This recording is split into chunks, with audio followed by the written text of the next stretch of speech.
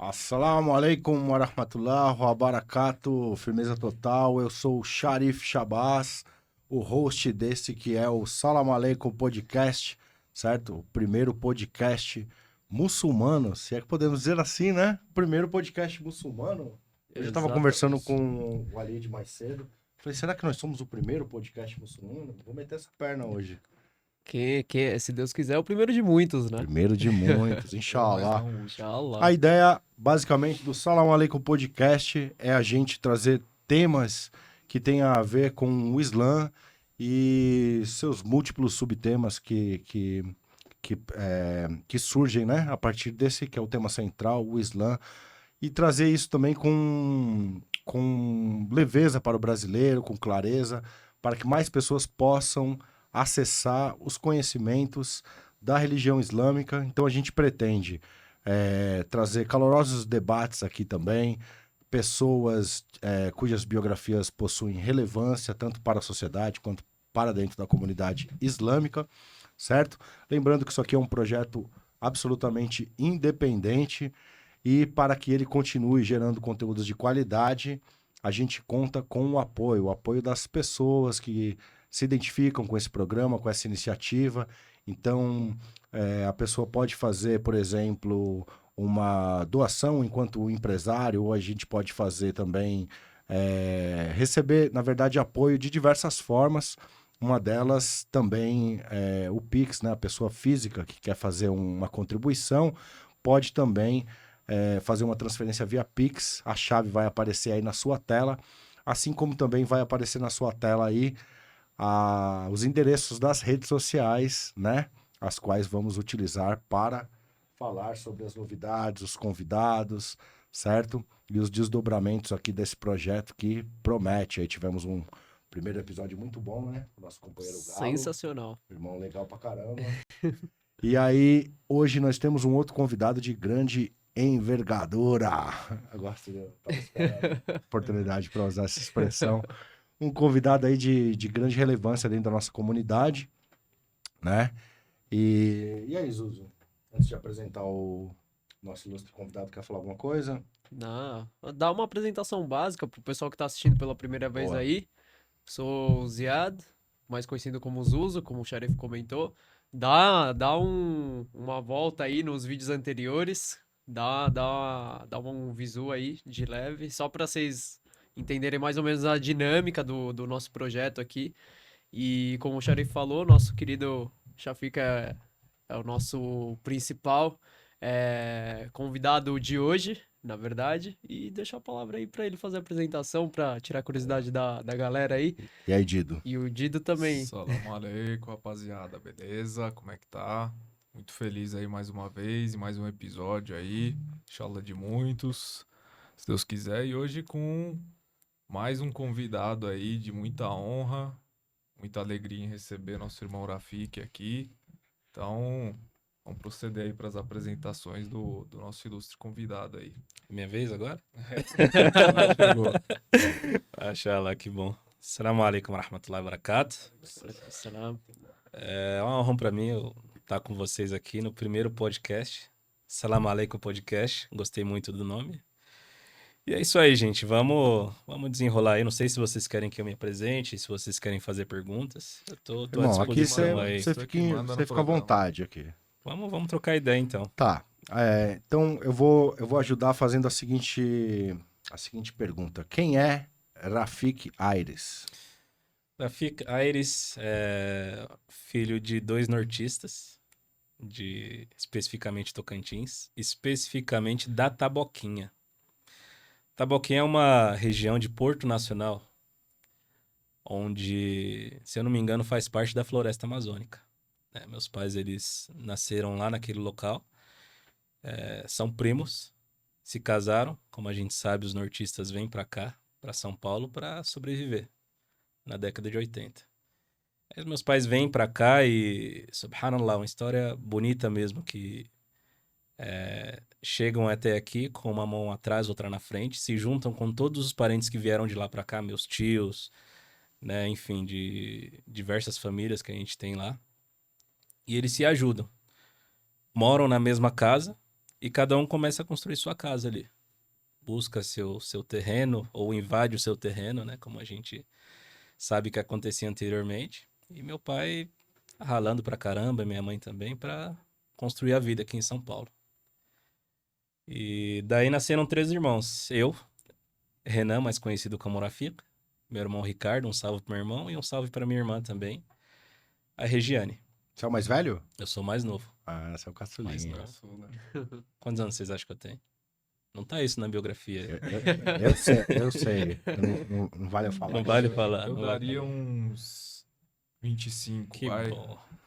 Alhamdulillah. Tá conservado. 28. Alhamdulillah, mashallah. Tô com 31, graças a Deus. Mashallah.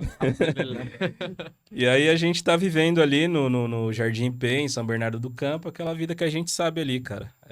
E é isso, o Rafika é aquele menino de família humilde, gosta de fazer todas as coisas que a gente sabe, que todo garoto gostava de fazer na sua infância e adolescência.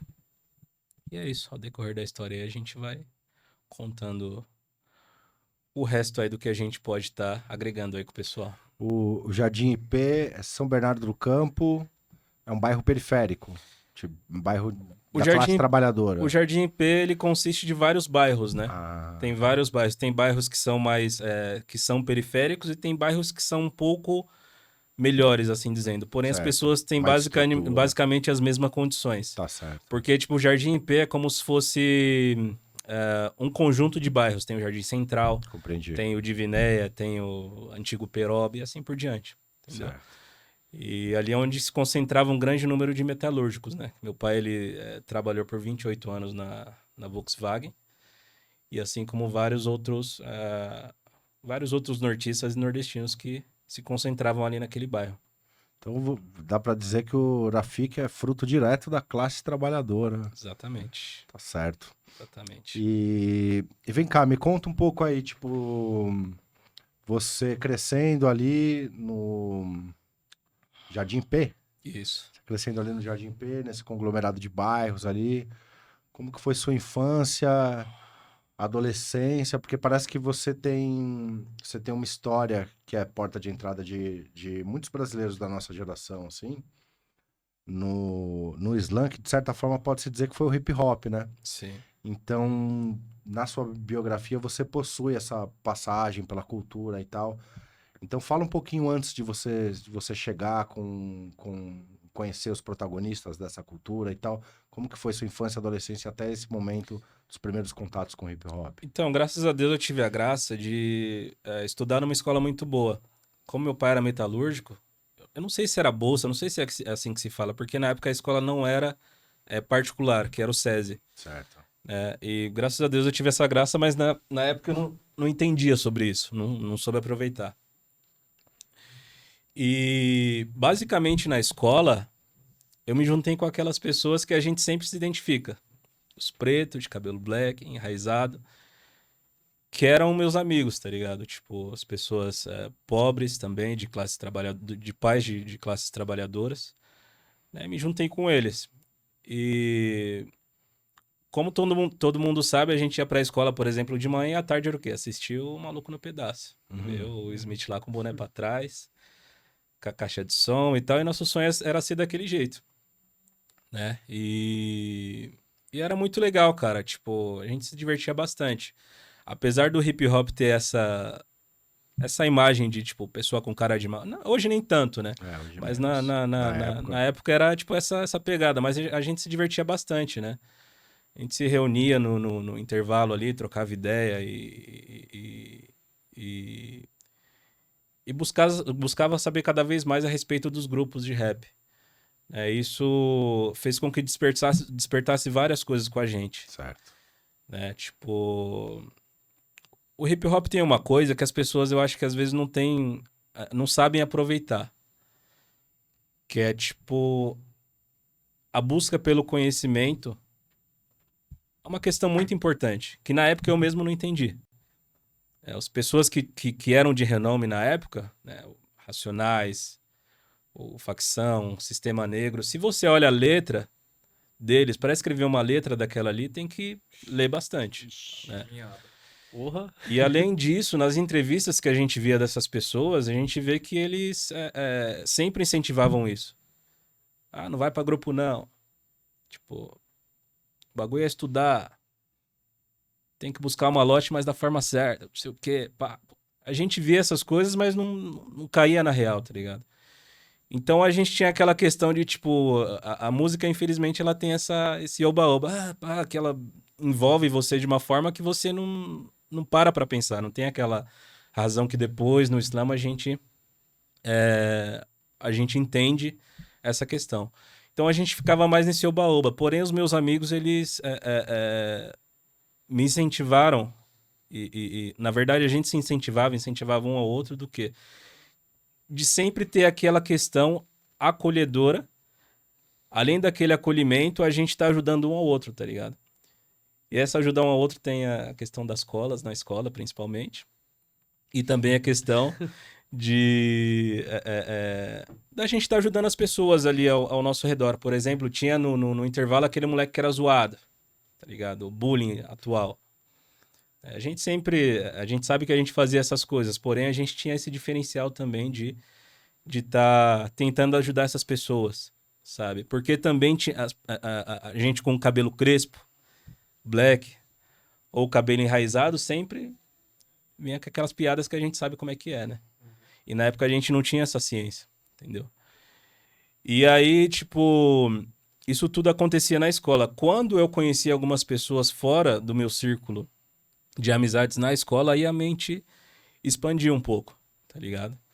Porque ali eu conheci pessoas mais velhas, eu conheci pessoas que tinham um conhecimento maior para agregar comigo, Certo. e assim a gente foi expandindo o nosso conhecimento. Eu não quero chegar no Islã logo, que tem a ver com isso. A gente vai. E Tem muita riqueza nesse caminho aí. Inshallah. Você tinha mais ou menos quantos anos nessa época?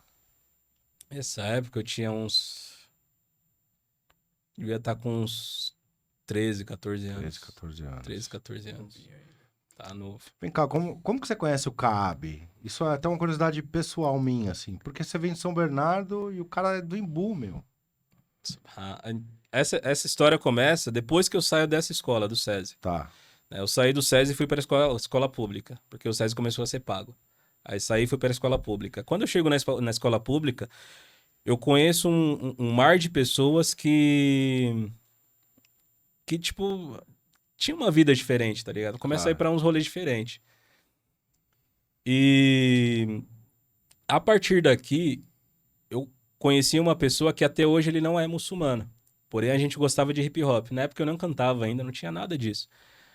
E conheci ele, a gente começou a andar junto e tal. Começava a ir no show do Kamal, Slim Rimografia, passamos a admirar os África Brasil, enfim. E eu aprendi muito com ele, o RNK. Ele é muito gente boa, uma pessoa muito inteligente, tenho muito carinho por ele. Até hoje ele não é muçulmano. Aí, na época, tinha aquela questão do Orkut. As comunidades do Orkut, não sei o que e tal, pum, pá, ele começou a pesquisar algumas coisas. Quando ele pesquisou a questão do hip hop em si, ele viu que tinha uma biblioteca lá em Budas Artes, chamada Zuma Luma, um zumbi Malcolm X do Luther King Mandela. O significado dessa abreviação, né? E aí ele me convidou pra ir lá, ele falou, mano, vamos lá, porque eles têm uma biblioteca, eles fazem várias atividades, tem aula de DJ, de MC, várias oficinas para as crianças, um lugar que a gente sonha em participar. Em São Bernardo a gente é carente dessas questões, tá ligado? Tipo, eu vejo que a zona sul ali, do sudoeste, é muito ativa nessas questões de ONG, mas São Bernardo não é, nos bairros mesmo em si, não tem muita iniciativa assim. E aí quando eu chego na Zuma Luma, eu conheço o Kaab. Conheço o Kaab, que era o presidente da Zuma Luma. E o Kaab tava com o que na cabeça? Uma taquia toda torta. Chega lá, ele tava com uma barba lá, tal, não sei o que, ele já chega daquele jeito que a gente conhece, ele já era muçulmano.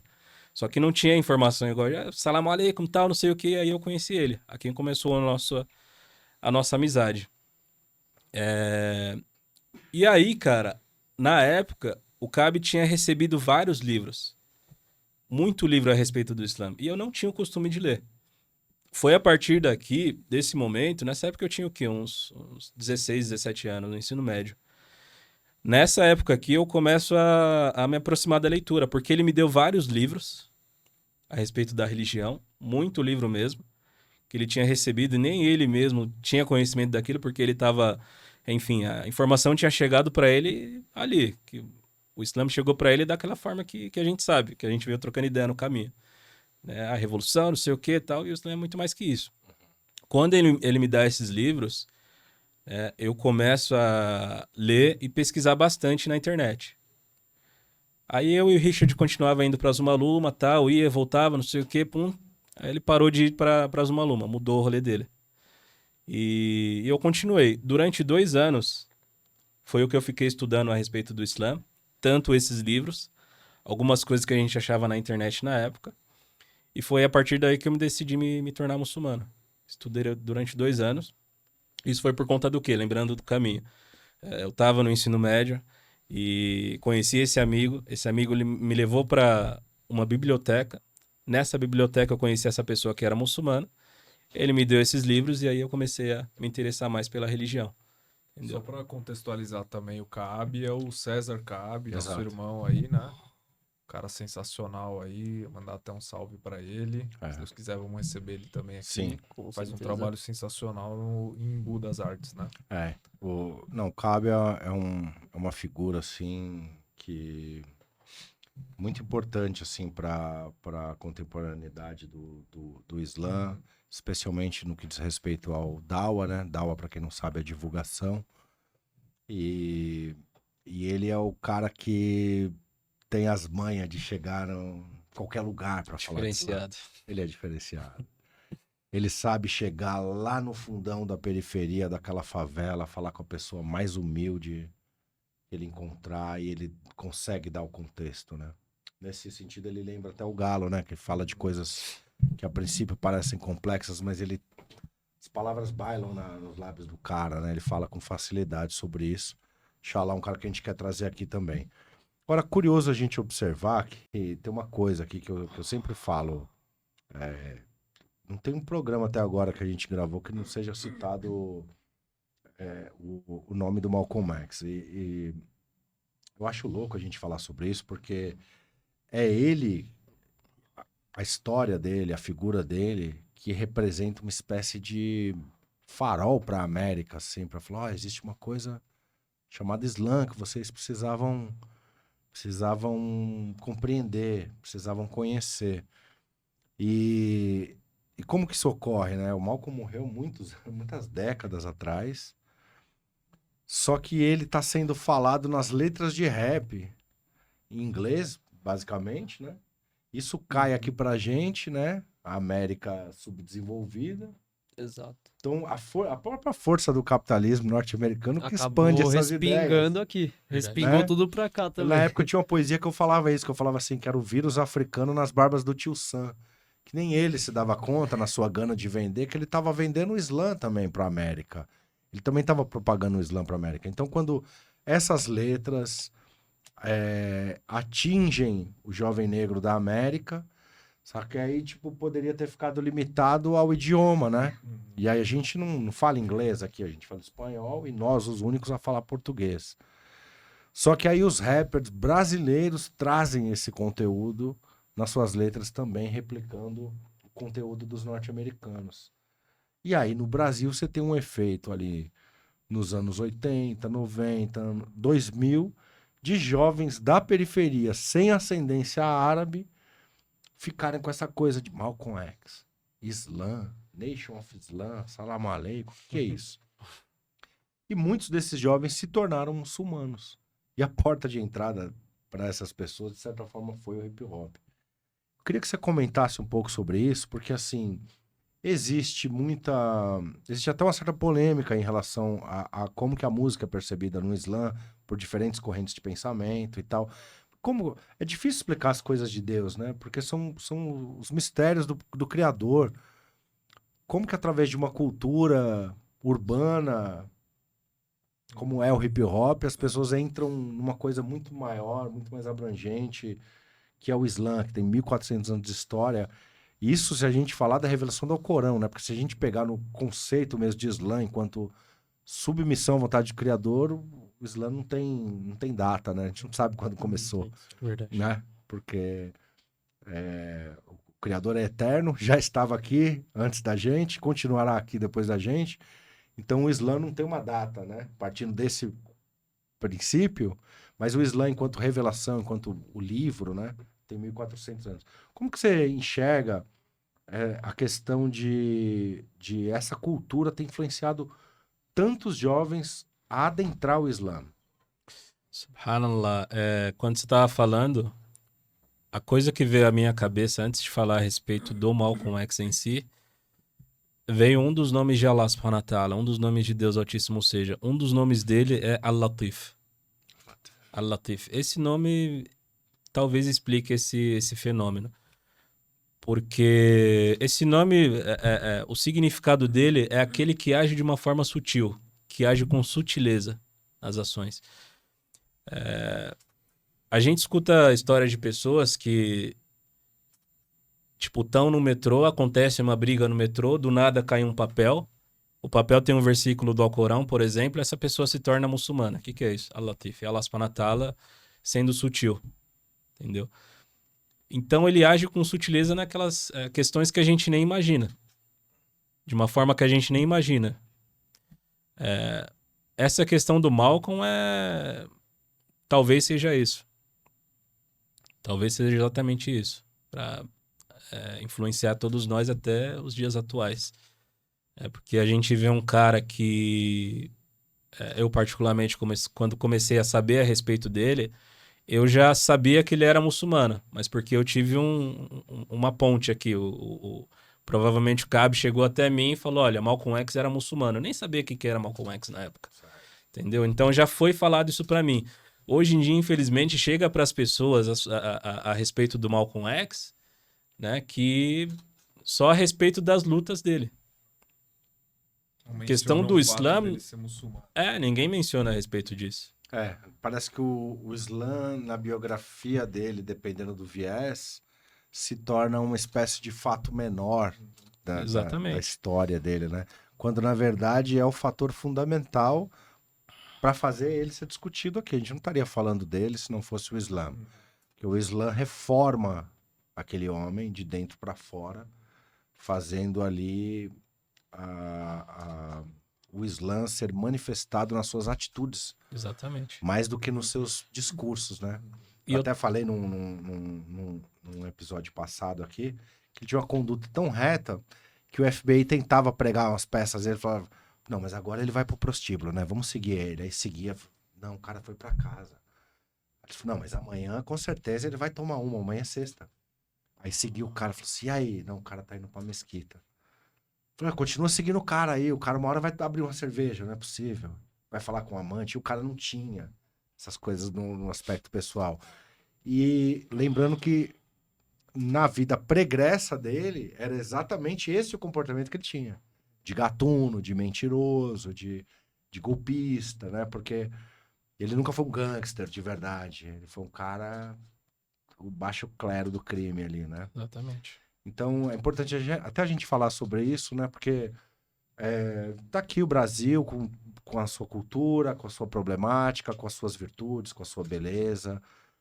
E a gente está falando de Malcolm X, América do Norte, de uma outra época, e dessa reforma moral interna, dessa revolução na vida do sujeito, né? Que a gente acredita que o Islã pode proporcionar para as pessoas. Queria que você falasse um pouco sobre isso, porque no nosso país a gente tem vários índices muito preocupantes assim em relação às demandas de cultura. Nossa, para falar de cultura, né, a gente tem que passar por um monte de coisa antes, né? Tem que falar da Verdade. reforma agrária, tem que falar. Então, é um país assim com muita desigualdade social, é um país violento, é um país racista. E aí a gente está aqui em 2023 falando de religião e, de certa forma, prometendo, entre aspas, para as pessoas que isso era algo que poderia potencialmente melhorar a vida das pessoas se elas aderissem, se elas abraçassem isso. Queria que você falasse um pouco sobre isso. Então, a questão do Malcolm, cara, é mil grau, porque bem você citou que ele era o que era. Era um cara que, tipo, mano, o que a gente era na adolescência. Nada a perder. Nada a perder e vou lá, vou usar minhas drogas, Cara, tá sem ligado? perspectiva, né? Nenhuma, sabe? Refém do sistema mesmo. Isso que assim que a gente era, assim que a gente, tipo, não tinha objetivo na vida.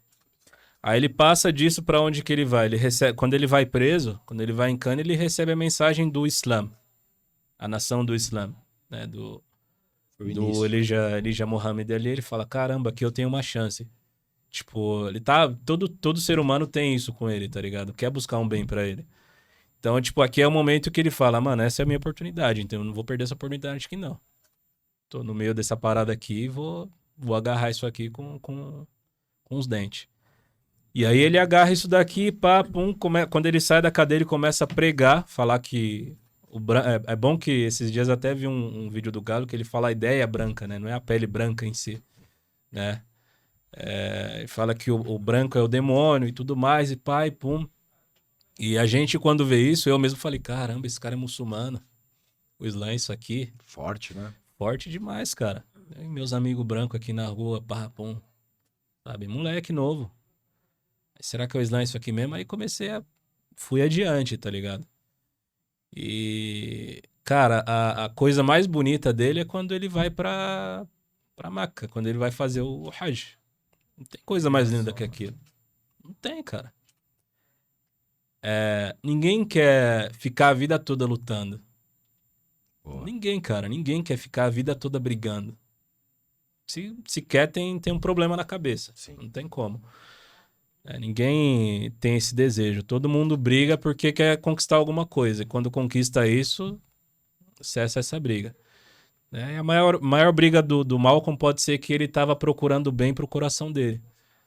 Aí quando ele chega em Meca, na Arábia Saudita, ele vê um povo hospitaleiro, ele vê um povo que trata ele muito bem, dá as melhores refeições para ele, sabe? E explica o Islã de fato para ele, não só explica, mas age de acordo com o Islã, tá ligado?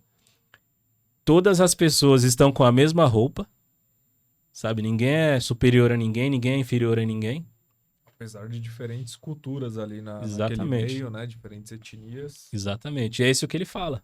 A carta de Malcolm X, eu não quero fazer uma comparação aqui com o último sermão do profeta, sallallahu alaihi wasallam. Mas a carta que ele fala assim, olha, o Islã é a solução para a América. Ele fala a verdade. O Islã é a solução para a América. É isso que vai acabar com o problema de raças que nós temos aqui. O FBI encostando.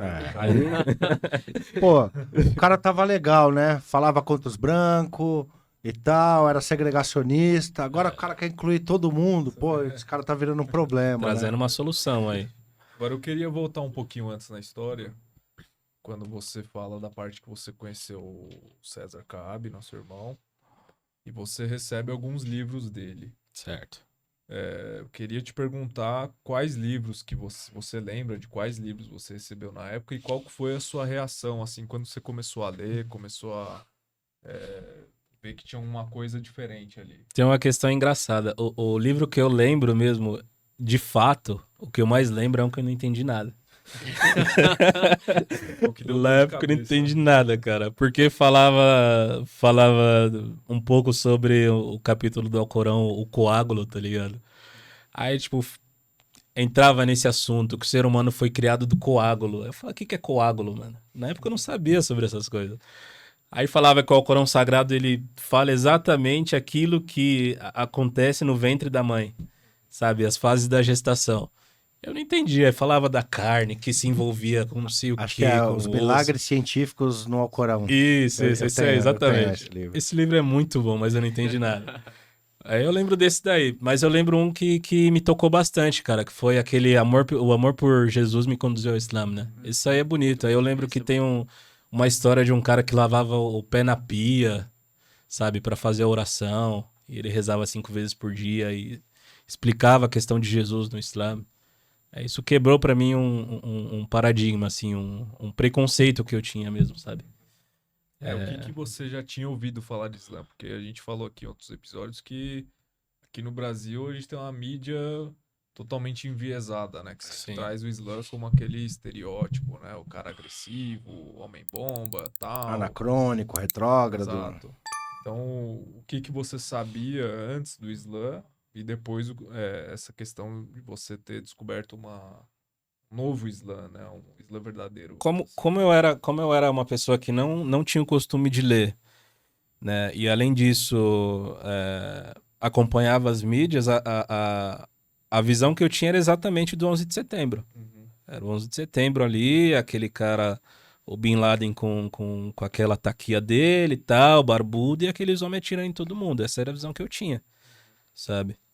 Era exatamente isso. E aí das literaturas que eu peguei com ele, né, tem umas literaturas que eu gosto de entregar para as pessoas, porque são mais simples, né? O Islã, ele começou muito simples. Foi bem simples, com as pessoas simples. Tem histórias bonitas no Islã. E essas literaturas que eu gosto de entregar para as pessoas. Tem até um canal no YouTube que a gente desenvolveu um trabalho, chama Olhares Islam. É muito legal, uma linguagem muito, muito bacana. Como que é o nome do canal? Olhares Islam. Olhares Isso. Islam. Recomendação aí. Aí, ó. Muito pessoal. legal, cara. E aí fala do Islã da forma bem simples, bem básica. Olha, Deus é único. Né? O Islã significa submissão voluntária à vontade de Deus. E essas coisas foram o que meus pais passaram pra mim desde criança, sabe? Apesar de eu ser de uma família católica, meus pais, meus irmãos são católicos. Você era cristão. Eu era cristão, era católico. E só que meus pais sempre, principalmente minha mãe, sempre falou pra mim, olha, você tem que rezar unicamente pra Deus. Quando você tem uma coisa, reza pra Deus, porque ele vai resolver todos os seus problemas. E quando eu pego essas literaturas, acontece exatamente isso, tipo, isso fixa na minha mente, no meu coração. Sabe? Tipo, é isso, Deus é único, ele foi quem criou todo esse universo, ele quem sustenta e mantém todo esse universo, então eu devo me dirigir somente a ele. Então esses livretos ou esses livros que são bem simples, eu gostei bastante, assim, sabe? Principalmente para mim na época. Hoje eu tenho o costume de ler mais, assim, sabe? Mas a gente sabe que os jovens, atualmente, eles não... Se pegam uma coisa muito complexa, não vai conseguir desenrolar. Igual quando eu peguei esse livro da ciência no Islã. Cara, pra mim foi difícil. Hoje em dia eu consigo desenrolar, mas... Parece um pouco a história do Galo, né? Que o Galo... Só que o Galo, ele queria se envolver no rap, né? E aí, quando ele chegou, ele falou, pô, eu quero escrever umas letras igual esse cara. Aí eu falei assim, então, tem que ler uns livros. Pô, tô procurando rap, achando que é um negócio de vagabundo. Chego lá no negócio, o cara manda eu ler. E isso já é uma coisa que a gente pode assinalar nesse sentido como sendo uma característica do Islã, no sentido de reformular a vida do sujeito, né? Sim. Porque pessoas que não tinham o hábito da leitura, elas passam a ser leitores vorazes, né, Sim, cara? é até contraditório, mas é a típica realidade. Como a primeira palavra descida no Alcorão foi leia, né? Verdade. A primeira revelação foi leia e abrange vários sentidos, não só no sentido de ler, como buscar conhecimento, enfim. Agora você tocou num ponto que é muito doido, né? Porque essa é a Exato. primeira palavra que é descida enquanto revelação para um homem analfabeto. Exatamente, para um homem analfabeto. Então, essas coisas do início do Islã me fazem pensar, assim, no Brasil, sabe? Tipo, porque eu falo, o povo do profeta era pobre, eu falo essas coisas, o povo do profeta também era pobre.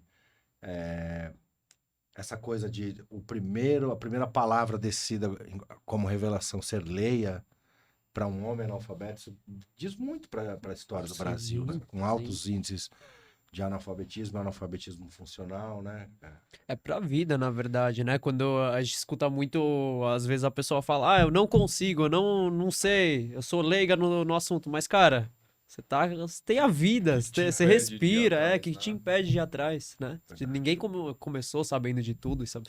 Até que tem um ponto muito importante que o Rafik citou, eles estão um dos nomes de Deus, a gente tem no Islã, que para nós Deus tem 99 nomes, São, né? na verdade, os atributos Exatamente. de Deus, né? Atributos dos quais ele é a própria fonte. Exatamente. Né? E o Rafik citou um deles, né? Que a gente tem vários em árabe, que Allah é o principal, né? Aí tem Ar-Ghafur, Ar-Rahim, Ar-Rahman, que é o perdoador, o misericordioso, e assim por diante, esses 99 nomes que você consegue citar na sua oração em qualquer determinado momento que você esteja, dependendo da sua necessidade, né? Que aí você utiliza nas suas orações. É até importante a gente citar isso, porque como Deus é único, todo-poderoso, criador de tudo, de tudo que existe aqui nesse universo, então ele possui esses 99 atributos, né? Que é único e privilegiado dentro desse Legal universo, você né? trazer isso.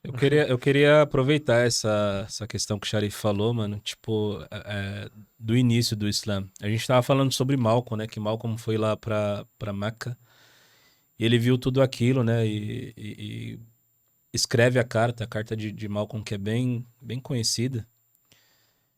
E ali ele diz, cara, que ele tá comendo com pessoas dos olhos mais azuis, as pessoas dos cabelos mais louros, né? E todos estão adorando o mesmo Deus. Seja ela as pessoas brancas, e ele cita os africanos também. Se eu não me engano, ele fala Nigéria, Quênia e Sudão. E quando o profeta Muhammad, capaz de Deus seja com ele, a gente tá indo bem de trás pra frente mesmo, né? Quando ele tá no sermão de despedida, o que ele diz? Ele fala, o negro não é superior ao branco, nem o branco não é superior ao negro. O árabe não é superior ao não árabe, e nem o não árabe não é superior ao árabe. Aí a gente volta pro começo da história do profeta Muhammad sallallahu alaihi wasallam. Subhanallah, os pais do profeta Muhammad sallallahu alaihi wasallam, eles tinham uma escravizada. O nome dela era Baraka, mais conhecida como Ayman. Aí, quando a mãe do profeta Muhammad sallallahu alaihi wasallam tá grávida, ela tem um sonho e ela viu muita luz. A luz que se estendia desde Meca até a região do Sham, em todo o caminho. Aí essa mulher Baraka ainda era servente deles. Ela fala assim, olha, vai ser um menino com muitas boas novas ou iluminado. Aí, quando o profeta Muhammad sallallahu alaihi wasallam nasce, essa mulher que era etíope, ela que pega o profeta Muhammad sallallahu alaihi wasallam no colo. A primeira pessoa que pegou ele, limpa ele e dá pra mãe do profeta sallallahu alaihi wasallam. Quando a mãe do profeta sallallahu alaihi wasallam tá vindo a falecer, o que essa mulher faz? Ela vai até a mãe do profeta sallallahu alaihi wasallam, Amina, e ela fala pra ela assim, olha, faça com que essa seja a única dor que ele tem. Cuide dele como se fosse seu filho. Aí o profeta sallallahu alaihi wasallam cresce, se casa com Khadija. Khadija tinha outro escravizado, que o nome era o quê? Zaid. O profeta sallallahu alaihi wasallam olha pra ele, ama ele à primeira vista, fala, Zaid é meu filho, já liberta ele da escravidão. O Alcorão, como a gente sabe, em diversas passagens, sempre incentiva isso. Aí liberta ele, Ayman, ou Baraka, ainda está ao redor do profeta sallallahu alaihi wasallam. Ela se casa, tem esse filho que é Ayman, o esposo dela vem a falecer, né? Aí o profeta sallallahu alaihi wasallam recebe a revelação. Quando o profeta sallallahu alaihi wasallam recebe a revelação, subhanallah, começa a acontecer muitas coisas. Aí o profeta sallallahu alaihi wasallam fala o quê? Quem quiser se casar com a mulher do paraíso, se case com Ayman. Aí Zaid fala o quê? Se ela é das mulheres do paraíso, 20 anos mais novo que ela, eu vou me casar com ela. Então, 2 escravizados se casam. Uma mulher da Etiópia, da Abissínia, e ele. Não sei de que país que ele era. Eles se casam. Quando eles se casam, eles têm um filho. O nome dele era o quê? Usama bin Zaid. Usama bin Zaid, subhanallah, eu imagino meus pais assim, chegando do norte, tendo 3 bacuri, três crianças ali, e as 3 crianças, eu e meus irmãos, até hoje, assim, a gente trocando ideia, vê que a gente tem uma baixa autoestima, né? Aí o profeta, sallallahu alaihi wasallam, o que ele faz? Cuida dele muito bem. Cuida dele como se fosse um filho, ele pulava no colo do profeta, sallallahu alaihi wasallam, e com 17 anos, esse cara, filho de 2 escravizados, se torna um comandante do exército. Subhanallah, tipo, é uma Lição de moral. E não é em qualquer batalha, foi contra o Império Bizantino. E na batalha ganharam, com 17 anos. Então, olha a honra que o Islã trouxe para essas pessoas. E Zayd é o único nome citado no Alcorão Sagrado dos Sahabas. O único. Subhanallah. São os Então, companheiros do profeta. os companheiros do profeta Muhammad. Então, uma coisa que traz... o Islã traz dignidade pra gente. A gente se torna... Antes da gente se tornar muçulmano, a gente que veio pelo Malcolm X, eu e o Sharif, por exemplo, foi uma das influências nossas. Aí, quando... Malcolm X, não sei o que, beleza, as lutas, pá. Quando a gente vê, a história do Islã mostra que as pessoas que estavam ao redor do profeta, sallallahu alaihi wasallam, eles, tipo... ele apoiava essas pessoas, dava lição para que essas pessoas não se sentissem para baixo. Tinha outro cara que não era escravizado, aí tava no mercado, tal, o profeta abraçou ele por trás assim e falou: quem quer comprar esse escravo? Quem quer comprar esse escravo? Brincando com ele. Aí ele falou: ninguém vai querer me comprar. Ninguém vai querer me comprar. Aí o profeta, sallallahu alaihi wasallam, fala: perante as pessoas você pode não valer nada e ninguém vai querer te comprar, mas perante Deus você não tem valor. O seu valor é algo que não tem preço. Então essas coisas, quando eu vejo essas histórias assim, eu lembro de todas, quando eu converso com a gente como administrador de uma mesquita, a gente conversa com diversas pessoas. E a gente vê em várias pessoas uma baixa autoestima, tipo, cara, eu não consigo, eu não posso, que não sei o que foi o que você disse, né? E o Islã, ele traz isso pra gente, né? Sempre a gente tem que levar as pessoas pra cima, né? Sempre pra cima, você consegue, você pode. Não porque é uma palavra motivacional apenas, é porque realmente a pessoa consegue, né? Sim. Exatamente. E isso tudo através do conhecimento e do empenho naquilo que ela determinou a fazer. Você vê aí, né, cara? O cara com 17 anos comandando tropas contra os bizantinos. E você não quer lavar a louça pra sua mãe. Esse foi o melhor exemplo. Certo? Fica aí a reflexão. Né? Cara, mas assim, você falou agora da mesquita. Eu acho importante a gente falar isso, porque assim, quando eu pensei... Quando a gente começou a formatar o Salam Aleikum Podcast, o Rafik foi uma das primeiras pessoas que eu pensei, os irmãos aqui estão de prova. E por que isso? O Rafik, ao meu ver, ele é um sinal dos tempos. Ele é um cara que o exemplo dele traz, na verdade, assim, na verdade, é o reflexo de um panorama muito maior que a gente tem no Brasil, que é o de número de pessoas que estão ingressando no Islã na América como um todo, especialmente na América do Sul. Então, assim, é muito interessante a gente observar a história de uma pessoa que não tem ascendência nem árabe, nem... eu ia falar nem africana, mas não, né? Só que não é uma ascendência fruto da diáspora, né? Da coisa da escravidão e tal. A gente não sabe de qual tribo a gente saiu, qual era o nosso povo, qual a religião que praticava, se era muçulmano, se não era. Mas como que um cara que não tem na sua ascendência... sangue muçulmano, por assim dizer, pelo menos ali detectável, né? Onde ele sabe puxar o fio da meada ali, o cara se torna imã de uma mesquita em São Paulo, professor do idioma árabe, né? No que diz respeito à leitura do Alcorão. Meu, nisso aí, assim, dá até um pouco de vergonha de falar, porque eu que venho de família árabe, meus pais, minha mãe é libanesa, né? Meus avós, meus primos, tal. E ele que é brasileiro 100%, não vem de raiz árabe, fala árabe melhor que eu, lê árabe muito melhor do que eu. Não, então outra coisa, se você fica enchendo a bola dele, ele vai te cortar daqui a pouco, porque o cara tem uma humildade, eu tô vendo ali, ele já tá quase indo pra debaixo da mesa. Que na verdade, gente, assim, isso é da personalidade do irmão, mas ao mesmo tempo isso é muito muçulmano, né? Sim. Porque você não tá aqui, a gente sempre fala assim, quando você inclusive é elogiado muitas vezes por atuar, né, dentro do Islã, a gente sempre fala, os acertos são de Deus, né? Os erros são meus. Então, espera-se do muçulmano uma humildade, né? Que nesse irmão aqui sobra, né? Transborda. Então, é um exemplo muito bonito, assim, de como que o Islã incentiva a busca pelo conhecimento, né? Então, como que um cara que sai dessa história dos pais operários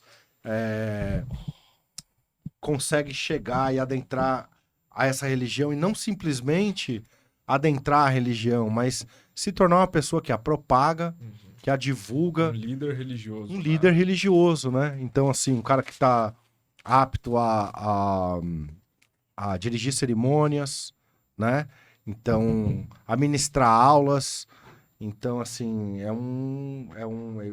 é igual eu falei de uma irmã outro dia que é professora da língua árabe, é um medalhão da nossa comunidade, certo? É alguém pra gente ostentar, sabe? Sim. Falar assim, eu conheço ele, eu ando com ele. Vai ter história de Exatamente. superação, né? De busca de conhecimento, mostrando que quem te impede de chegar lá é só você mesmo. Só você mesmo. Exatamente. Isso é muito Qual a legal. diferença de imã para sheik? O sheik é uma pessoa de muito conhecimento, né? Nesse sentido, tem vários sentidos, mas o sheik é uma pessoa de muito... que buscou o conhecimento detalhado e sabe buscar o conhecimento naquilo que perguntam para ela, sabe as fontes corretas. Além disso, ele viveu aquele conhecimento, né? Praticou aquele conhecimento que ele, no caso, adquiriu. E assim ele pode passar para as pessoas, né? O sheik não seria um teólogo. Isso, um teólogo, exatamente. Mas um teólogo, eu vejo... Eu não sei, cara, mas teólogo, às vezes, ele estudou bastante e tal, mas não pratica aquilo que fala, sabe? O sheik, ele tem que realmente praticar aquilo que... Tem que ser o exemplo. Tem que ser o exemplo, exatamente. Não é, tipo... Porque o falar teólogo um pode ser monte só de- um professor. Isso, exatamente. O que o Shafik quis Rafik. dizer, o Rafik quis dizer, a essência mesmo da palavra sheik é essa. É o Isso. cara, é como se fosse um ancião É. já experiente, digamos assim. O Um- ancião da Exatamente. tribo, né? O cara que passa o Exatamente. conhecimento. Exatamente. Isso. Exatamente. Só que hoje em dia E que Qual ele seria a pode diferença? falar, né? Porque ele além de ter buscado conhecimento, ele praticou aquilo também. Exato. Interessante.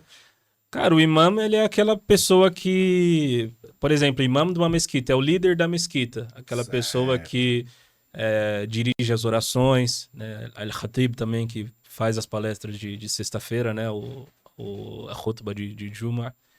Esse é o imã. Certo. Que também come esfirra no nosso podcast aí. Inclusive, Mais Sirvas, tranquilo. Mashallah. o Zuzu vai Pô, mas contar uma história é- pra gente quando Vai. você corre. É interessante ver essas histórias, que como o Sharif falou, a gente vê muito brasileiro que, pô, de formas assim, muito sutis, né? Os caminhos de Deus que a gente não entende, mas que aquela pessoa é atingida por algum conhecido, alguma frase jogada, ou até mesmo um fato negativo como o 11 de setembro, né? Para adentrar e começar a conhecer o Islã. Né? Exatamente. E o Rafik, ele falou que tem essa questão do hip hop, né? Que estudou e foi atrás e tal. Eu queria perguntar para ele, vou enrolar um pouquinho para ele terminar de comer aqui, mas eu queria perguntar para ele, assim, porque a gente vê essa história se repetindo em muitas pessoas. E é muito interessante como Deus trabalha, né? O que ele acha que o hip hop tem a ver com o Islã? Né? O que você acha que traz essa semelhança? É porque é um fenômeno que É um acontece, fenômeno. né? A gente Não é vê uma muito, pessoa, não é Não. duas, não é três. tanto é um aqui no monte. Brasil como em outros lugares lá Uhum. fora, isso é muito comum. Pessoa Cara, ouvindo hip hop. Quando eu tava... Um detalhe que eu esqueci de falar, quando eu tava frequentando as Maluma, que eu ainda era ativo no movimento e tudo mais, eu tinha pessoas que eram realmente minhas referências. Não era Mano Brown, não era... Antes do Islã, essas pessoas foram minhas referências, assim. Não era Kylie J, não eram essas pessoas. As minhas referências eram... Ele nem sabe disso, vou falar agora. Era o Sharif, por exemplo. Olha só. Onerê, Não é o primeiro que fala isso aí. Keto. Cara, tinha essas referências aí, tipo, tô tentando lembrar mais algum. É ruim falar não, porque você esquece de alguém, aí fica chato, né? Mas enfim, tinha essas pessoas aí, cara. O Kenya também, que tinha uma parceria com o Sharif, eu falava, mano, essa aqui é a minha tribo, tá ligado? Isso aqui é meus irmãos. E o que tinha de uma coisa similar que eu vejo do hip hop com o Islã é a busca pelo conhecimento. Boa. É um incentivo pela busca do conhecimento. É o respeito aos pais também, por exemplo. Você não vê um cara do movimento falar, olha, você tem que desrespeitar seu pai mesmo, tal, não sei o quê. Se tem, vai ser banido do sistema. Se tem, já não é, né? Já não Já é, não é exatamente. Mas é isso que eu vejo, cara. Tipo, eu vejo que esse é o que nós temos de similar aí com o hip hop. A busca pelo Entendeu? conhecimento. A busca pelo Legal. conhecimento, porque Bom, isso aí. sempre... Esses dias eu vi um cara, não sei se eu posso falar isso, né? Tá meio desatualizado. Que desde quando eu me conheço, assim, como estudante do movimento hip hop, tinha um quinto elemento que era o conhecimento, Verdade, eu né? ia falar mesmo. E aí eu vi um cara meio que zoando, eu não sei quem foi, mas enfim. Mas tem essa questão mesmo assim, sabe? Olha, você tem que ler para escrever uma boa letra e tal, não sei o quê. Isso é o que eu vejo como similaridade aí com o Islã. Só isso. E uma pergunta, o que no início, quando a parte que você recebeu aqueles livros, que você começou a adentrar o conhecimento pro Islã, qual o ponto que mais te chamou a atenção em relação quando você era cristão ainda, já na época que estava buscando esse conhecimento? Qual o ponto, assim, dentro, seja numa história ou numa crença dentro do Islã que você acha que não tinha ou faltava, talvez, Sim. pra você antes? De que eu não tinha que abaixar a cabeça pra ninguém além de Deus. Eu não tenho que fazer nada pra ninguém, cara. Deus é aquele que eu tenho que agradar. Uau, até me arrepia isso aí. Ele, subhanallah, ele é aquele que eu tenho que rezar pra ele e eu não devo prestação pra ninguém além dele. E se eu quiser qualquer coisa na minha vida, eu levanto minha mão e peço pra ele. É isso. Tipo, não tem nada além disso que eu tenho que fazer. E a busca pelo conhecimento pra mim foi uma coisa muito benéfica, cara. Não tem preço. Isso não tem preço. Me ajudou muito, muito mesmo, muito, muito. Isso Muito. isso te impactou logo de primeira quando você começou a buscar esse conhecimento? Ou Foi. foi aos poucos, assim? Não, foi de primeira porque eu não gostava das matérias da escola. Aí quando eu vejo, você pode buscar conhecimento sobre qualquer coisa. Aí eu fiquei feliz pra caramba, tá ligado? Tipo, pode ser conhecimento religioso, como pode ser um conhecimento científico, como pode ser um conhecimento psicológico e assim por diante. Então eu fiquei muito feliz, cara. Eu era livre. A partir daqui eu fiquei livre. Aí eu lembrava, tipo, depois de um tempo eu conhecia a história de Bilal e Wahshi, por exemplo, que eram escravizados. Sabe? Um buscava a liberdade de uma forma, o outro buscou a liberdade. Tipo, Bilal buscava a liberdade como? Através de adorar a Deus. Não, aceita a religião de Muhammad. Sofreu pra caramba. Sofreu, que Allah subhanahu wa ta'ala esteja satisfeito com ele. Mas, no final, ele conseguiu a real liberdade. Aí a gente vê o amigo dele, o Arshi, falava, por que você fica fazendo isso? Eu vou conseguir minha liberdade de outra forma. Matou o tio do profeta Muhammad sallallahu alaihi wasallam, o que aconteceu? Ele começou a ir na reunião dos árabes, porque foi liberto, os caras não levavam ele. Quando ele teve a liberdade? Quando aceitou o Islã. Entendeu? Então, quando a pessoa aceita realmente de que ela busque o conhecimento, que ela tem a liberdade de buscar o conhecimento por aquilo que ela deseja, né, conhecer, não tem preço isso. Ela tem um mundo pela frente. Hoje em dia, então, cara, quando eu soube disso, já era. Aí você estava falando uma coisa que eu gostaria de falar. Você estava falando a respeito, enchendo meu ego aí, que eu não gosto. Mas tem uma coisa interessante que é bom a gente mencionar, porque realmente influencia traz influência para as outras pessoas, né? O que junta a questão do conhecimento com a comunidade que nós temos. Quando eu me tornei muçulmano, que eu tinha essas pessoas como referência, que eles falaram pra mim, olha, você tem que buscar o conhecimento e tal, não sei o quê. Eu buscava, não era pra mim passar pras pessoas, que é isso que a gente faz hoje. Não era pra mim chegar e ficar pregando pras pessoas, era pro meu bem, cara. Era pra mim viver bem. Olha, eu quero rezar pra Deus da forma que Ele quer. Eu quero respeitar os meus pais da forma que Deus determina. Eu quero tratar o meu amigo da forma que Deus gosta. Eu quero me vestir da forma que Deus gosta. Eu quero trabalhar de uma forma honesta, daquela forma que Deus gosta. Sabe? Eu queria fazer tudo da forma que Deus... E essa luta é até hoje, sabe? Não tinha intenção de nada disso. Aí o que acontece? Pessoas mais experientes do que eu tenho amizade, o Kaabi, por exemplo. Subhanallah, quando eu me tornei muçulmano, não tinha a mesquita ainda, a mesquita Sumaia. E a gente se reunia, ele e outros amigos na laje da casa dele, no topo da favela, e ficava trocando ideias, horas e horas. Maca tá pra cá, a gente rezava pra China, pra cá. Sem conhecimento nenhum, juro por Deus, cara. E ali conversando, não, porque a gente tem que fazer isso, sabe? A gente tem que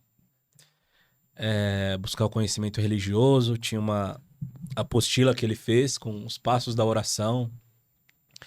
E a gente tem que fazer esse povo conhecer o Islã. Pronto, é isso, beleza, beleza. Aí o cara me pega e constrói uma mussala lá em cima da casa dele, mais em cima, tipo, tinha 2 ou 3 andares a casa dele, ele constrói lá em cima, onde tinha que passar pelo quarto da filha dele, e começa a convidar as pessoas, tá ligado? Olha só. Mano, foi uma coisa revolucionária. E assim a gente sentava lá, lia o Alcorão, tipo, fazia reuniões, era muito gostoso. Irmão, sobre isso, só te cortando um pouco. Sem problema. Que o Islã, ele é uma doutrina, vamos dizer assim, de revolução individual, a gente já falou um pouco aqui. Então, faz aquela reforma moral na pessoa, né? Te dá um caminho, um norte de como se comportar e tal. Você acha que o Islã também ele também proporciona uma revolução coletiva, social? Sem dúvida. Isso já se inicia com essa história que eu estava contando. Os muçulmanos em si, nós que estamos aqui, o Sharif, por exemplo, teve no Ramadã na mesquita. O tanto de coisa que foi feita ali, cara. O tanto de bem que foi feito para as pessoas. Não de uma pessoa fazer o bem para outra, mas a comunidade em si, ajudar um ao outro é uma coisa que é fora do normal, assim. Até eu lembro que até hoje a gente sempre conversa sobre isso, que a gente está numa bolha. As pessoas não conhecem o que é o Islã. Isso se inicia, na minha opinião, nessas rodas de conversa que a gente tem, de que não existe o pior muçulmano, cara, que eu conheci até hoje. Não existe, por exemplo, eu chegar e falar, olha, eu chego pro Sharif e falo, mano, quero que o Ziad se ferre porque ele tá fazendo isso aqui, ele planta o que colhe. Eu nunca vi isso. Juro por Deus, pode ser o pior muçulmano, eu nunca vi. Então se inicia aqui. Aí a gente lembra, por exemplo, da história de um grande líder. O nome dele era Omar ibn Abdul Aziz. Né, que no governo dele, um dos pilares do Islã é o Zakah, né? A caridade. Ajuda caridosa, que a raiz dessa palavra é purificação. A forma de purificar o seu provento, o seu Isso. lucro. Exatamente, é purificar a riqueza que você tem. O tanto de purificação que a gente tem aqui, número 1. Imaginemos uma pessoa, quanto mais rica ela fica, a tendência dessa pessoa ficar arrogante é muito grande. Então, tipo, ela fica ali, não sei o que, aí chega na época de dar o zakat dela, o que ela lembra? Nossa, Deus é grandioso, eu tenho que dar o zakat porque ele manda fazer isso.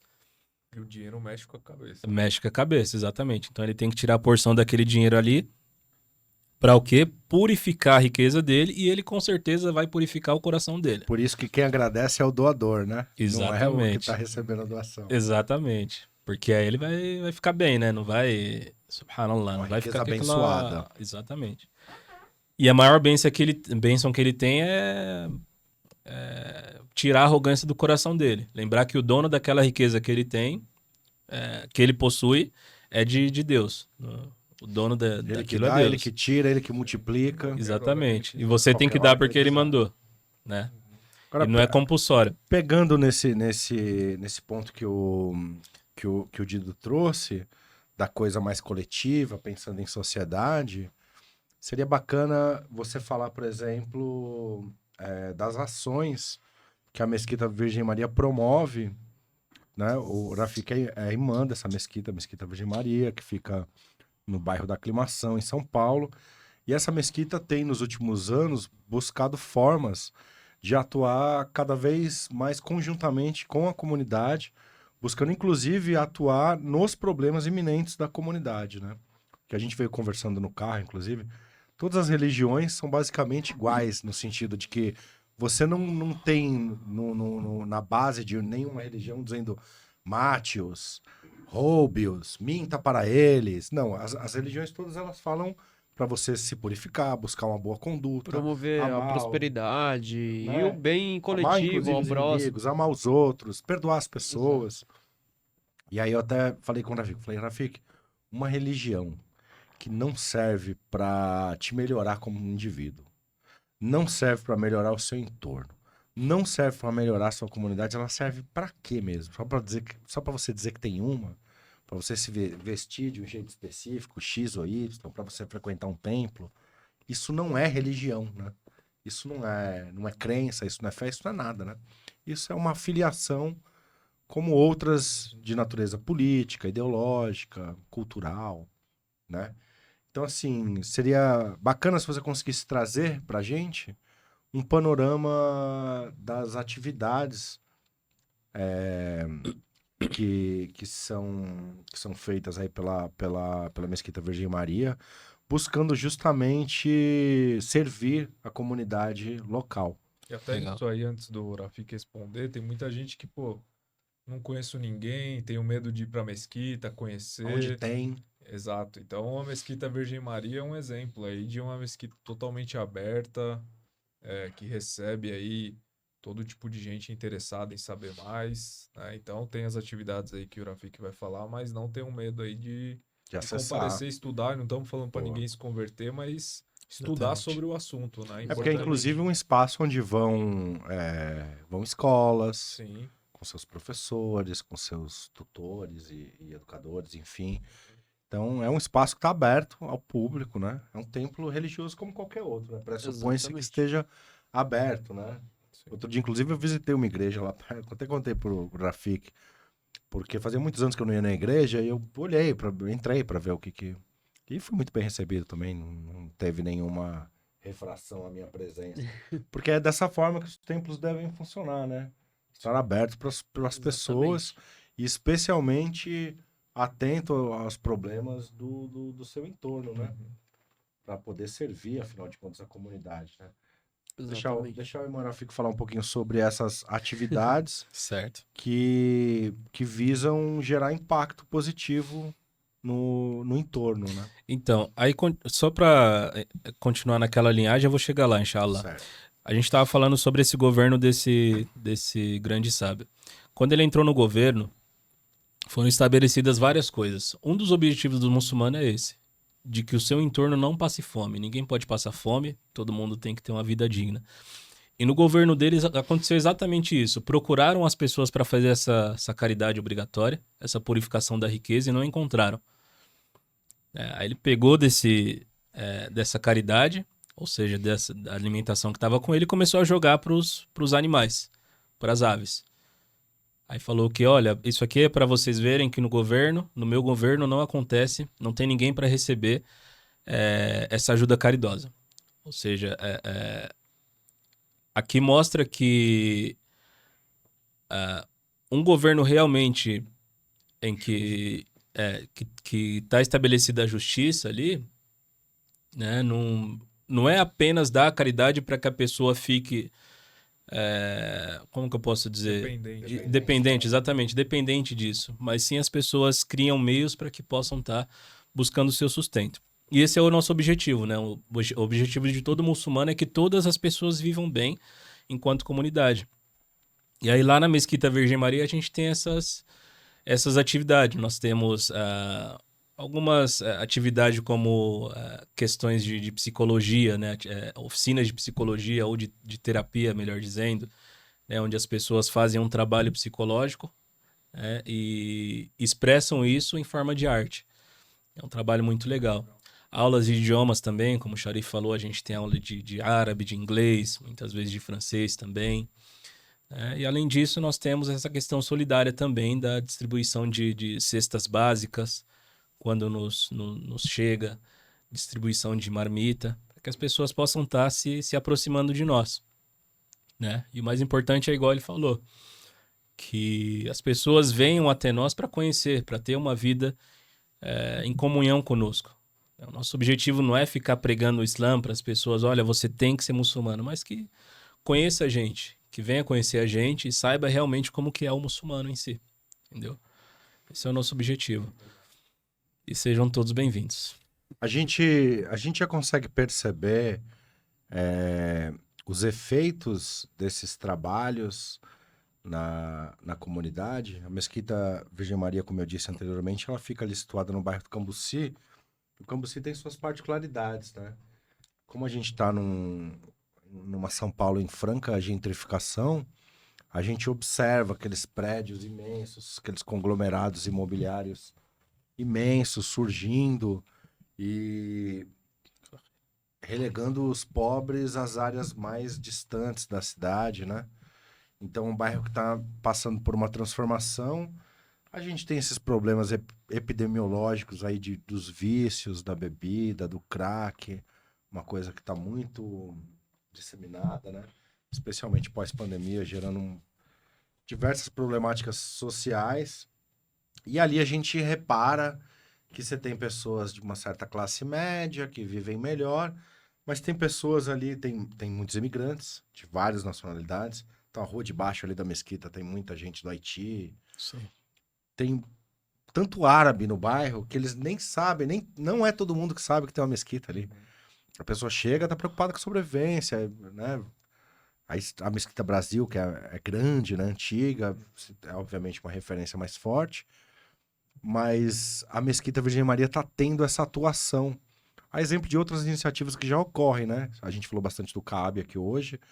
O CAB é um cara que, unido ali a seus irmãos e irmãs, eles criaram todo um sistema de distribuição de alimentação para as pessoas carentes do bairro e das regiões do entorno. Isso já foi um dawa, assim, tremendo, uma divulgação tremenda para o Islã, porque é isso, né? A pessoa que passou por esse tipo de ajuda, ela vai testemunhar pro resto da vida, isso aí, né? certeza. Se alguém falar mal de muçulmano perto dela, ela vai falar assim, você conhece um, por acaso? É verdade. Eu conheço os muçulmanos. Você tá falando, mas você não sabe. Eu conheço os muçulmanos.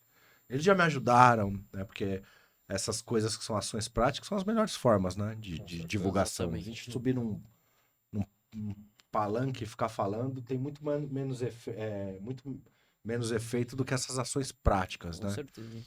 Então você observa isso, que é muito cedo para falar, ou você já observa que tem dentro da comunidade com as aulas, com a distribuição dos alimentos, você repara que tem um impacto já na comunidade, no sentido deles conhecerem a mesquita, saber quem são os muçulmanos? Tem bastante, cara. É porque nós não temos a habilidade que o CAB tem ainda. Mas a gente, por exemplo, hoje mesmo a gente estava fazendo essa ação, como estava comentando. Aí a gente recebeu mensagens de pessoas assim, olha, que Allah abençoe você. Que legal. Tipo, a gente nem falou nada a respeito de Allah. Tipo, entregamos até uma mensagem para as pessoas, onde era citado o nome Allah, a gente colocou Deus, para que as pessoas ficassem mais... Tem mais familiaridade. Exatamente.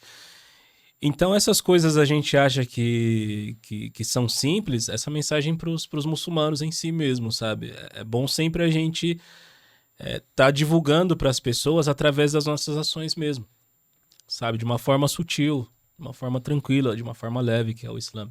E realmente as pessoas fazem isso. Aconteceu uma situação, por exemplo, lá, de nós termos ajudado uma pessoa a alugar uma casa, o entorno ali. E não era uma pessoa muito boa, entendeu? E foram falar com a senhora que é dona da casa, mas por que esse pessoal da mesquita? Ela falou, não, o pessoal da mesquita é tudo gente boa. O que aconteceu com essa pessoa foi um indivíduo, exatamente, entendeu? Você já começa a saber diferenciar, né? Então, ela já falou isso pra gente ali. E ela que falou isso pra gente, tá ligado? Ela falou, olha, vieram falar mal de vocês. Eu falei, não, porque o pessoal da mesquita é bom. Então, esses trabalhos, eles realmente valem a pena fazer. Tem uma senhora que passa lá direto, que se preocupa realmente, sabe? Mas como é que vocês estão aí? Porque antigamente a gente fazia, na época da pandemia, principalmente, a gente fazia doação de remédios. Legal. E ela sempre passa lá até hoje, aí como é que tá? Tem remédio ainda, não sei o quê, vocês estão distribuindo, então ela se sente parte daquilo, Que legal. entendeu? Enfim, tem diversas pessoas que eu poderia estar citando aqui que realmente Demonstram que teve um impacto isso, positivo. exatamente, nos tratam como pessoas comuns, que é isso que a gente quer, entendeu? Nós somos pessoas comuns, a gente só professa a fé islâmica, a gente reza 5 vezes ao dia, a gente vai para a mesquita de sexta-feira, porém o resto do nosso dia a dia a gente faz o que todo mundo faz. A gente trabalha, a gente fica com a nossa família, joga um futebol, né? Brinca com os nossos filhos, brinca entre amigos e é isso. Entendeu? É isso que a gente quer que as pessoas entendam aí. Dentro disso, eu acho interessante, o Rafik, se o Rafik puder, ele elencar aí mais ou menos aí uma base do que é o Islã, né, para o pessoal se contextualizar Eu também. A ia gente fala justamente tanto, falar disso agora. então, a gente fala tanto de Islã, isso aqui, manda se fazer isso, aquilo. Rafik, quais são os aspectos básicos gerais do Islã? Os pilares, por assim dizer. Bora lá. O Islã, o significado do Islã é basicamente submissão voluntária à vontade de Deus. Ou seja, todos os atos que o ser humano faz devem ser de acordo com aquilo que Deus ama. Ponto. É isso que deve ser feito. Isso é que é o Islã. Mas como assim, Rafik? Tipo, aquilo que Deus ama, ele quer que a gente fique só rezando o tempo todo. Quer que a gente se retire no monte e fique lá orando para ele o tempo todo e coma só o necessário e jejue de vez em quando e tal. O Islã em si não tem isso. Todos os atos que a gente faz, todas as nossas ações, elas podem ser aquilo que Deus ama e a gente é recompensado com isso. Tanto nessa vida como na próxima vida, que é algo que a gente acredita também. Nós muçulmanos acreditamos que há essa vida, a vida mundana, onde nós estamos, que nós vivemos, e como nós sabemos, algo que é inevitável é a morte. E após a morte, há uma vida também. E é onde a gente vai ter uma recompensa grandiosa, se assim nosso Senhor permitir.